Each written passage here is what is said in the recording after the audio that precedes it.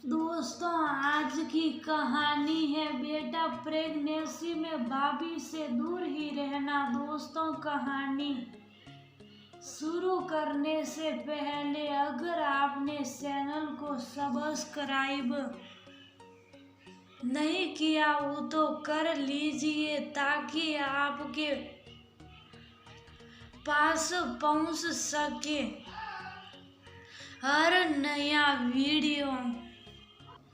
भाभी आप कुछ दिन के लिए वाणी को अपने पास रख लेगी। मुझे कुछ दिन के लिए ऑफिस के काम से बाहर जाना है। जानती हूँ आपको परेशानी होगी क्योंकि वाणी अभी 1 साल की है, ज्यादा बोल नहीं पाती, पर आप भी एक औरत ही है तो समझ ही लेगी। मानसी अपनी भाभी जया से बोली।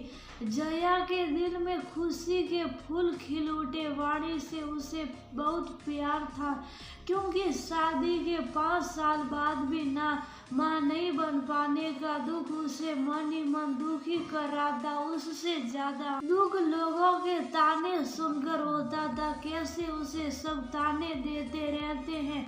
मानसी ने जब माँ बनने की खबर दी थी तब वह बहुत खुश हुई थी, लेकिन जब सास को कहते सुना कि भाभी से दूर ही रहना, कहीं जलन में कुछ उल्टा ना कर दे, कहीं उसकी हाय न लग जाए, तब उसका कलेजा फट गया था।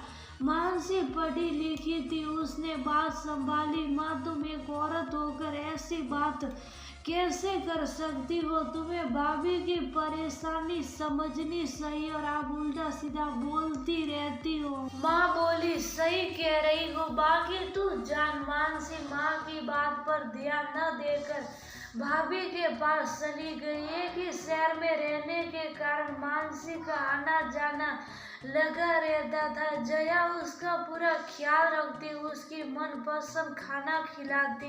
डिलीवरी भी मायके में हुई थी तो एक माँ की तरह पूरी देखभाल करी क्योंकि सास तो उठने में असमर्थ थी पर हिदायत पूरी देती थी। उन्हें लगता उनके कहने पर ही जया देखभाल कर रही है, वरना अंदर से तो चिढ़ ही रही है। भाभी कहाँ खो गई, रख लोगी ना वाणी को? मानसी की आवाज से जया वापस लौटी। तभी माँ की आवाज आई, अरे वो कहाँ संभाल पाएगी, वो क्या जाने ममता क्या होती है। छोटे को ममता की ही जरूरत होती है। मैं तो असमर्थ हूँ पर फिर भी बता दूंगी।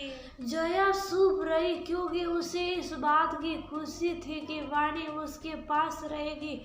जया ने वाणी की माँ की तरह ही देखभाल करी। काम करते में भी उसका ध्यान वाणी पर भी रहता। कभी रोती तो उसका दर्द समझकर उसका इलाज करती। सास भी महसूस कर रही थी कि बहू माँ नहीं बनी तो क्या, ममता तो है उसमें। उसका व्यवहार भी धीरे धीरे बदलने लगा। आज मानसी वापस आई वाणी को लेने तो जया की रुलाई फूट पड़ी। मानसी बोली, वाणी आपकी भी बेटी है, जब मर्जी वो बुला ले।